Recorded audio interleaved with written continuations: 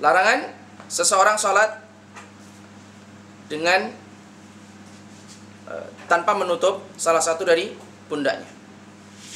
Syekhul Islam Taimiyah rahimahullah ta'ala mengatakan, satrul atik li haqqis shalah, menutup pundak itu demi kepentingan salat. Artinya untuk salat khusus.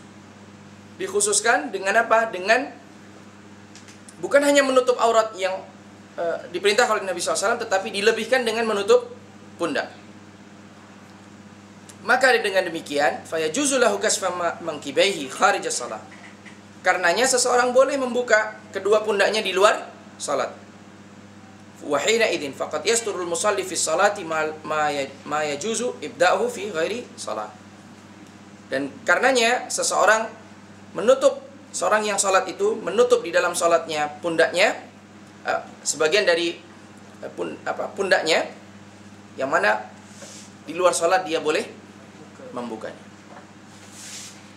Apalagi yang bisa kita ambil dari hadis ini? Sunnahnya menutup kedua pundak di dalam, atau salah satu di antara keduanya di dalam salat. Nah, disinilah yang menyebabkan saya mengatakan bahwasannya Syekh Sa'di, iya betul, Syekh Bassam, Syekh Bassam, beliau berpendapat bahwasannya hukumnya adalah sunnah. Dan Syekh Utsaimin juga, beliau mengatakan bahwa hukumnya sunnah, condong kepada hukum sunnah ma'wujud sutra. Nah, di sini ya ikhwah,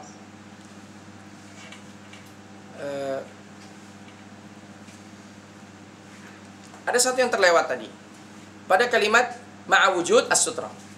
Sebab apa? Para ulama sepakat, apabila seseorang ketika sholat dia tidak mampu melaksanakan atau dia tidak mau melaksanakan salah satu dari syarat-syarat sahnya sholat, maka sholatnya tetap sah sekalipun syarat itu tidak terpenuhi.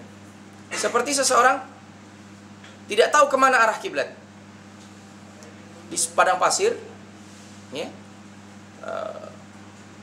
penuh dengan debu, matahari tidak terlihat langsung, sinarnya terlihat tapi tidak terlihat langsung, tidak tahu arah kemana, maka gugurlah kewajiban menghadap kiblat. Seseorang tidak memiliki pakaian untuk menutup auratnya, maka gugurlah kewajiban menutup auratnya. Nah, di sini para ulama tidak membahas apabila seseorang tidak mampu menutup pundaknya. Sebab kalau tidak mampu karena tidak mempunyai pakaian, maka cukup menutup mana yang mampu ditutup. Tetapi yang dijadikan khilaf oleh para ulama adalah apabila dia memiliki pakaian dan mampu untuk menutup salah satu dari kedua pundaknya, apa hukum dia menggunakannya? Kemudian terjadilah khilaf di antara para ulama, dan yang sahih hukumnya sekalipun memiliki tetap sunnah. Nah, dan sunnah ini dipertegas dengan firman Allah Ta'ala, ya bani Adam khudhu zinatakum inda kulli masjid. Ini yang sering kita lihat di masjid kita, ya. Saya belum menemukan di Masjid UAE. Sering beberapa jamaah ini sholat menggunakan kaos putih, kaos singlet yang putih itu saja, yang tanpa kerah. Dan yang mana itu biasanya pakaian rumah. Ini sebenarnya kurang pantas untuk digunakan di dalam sholat. Setidaknya kalau kaos yang pantas, hatta kaos pun sebenarnya kurang pantas. Tapi katakanlah kaos yang ada berkerah, atau mungkin kaos yang pantas. Nah, ada ini kerah. Kaos t-shirt Ustaz. Iya. T-shirt.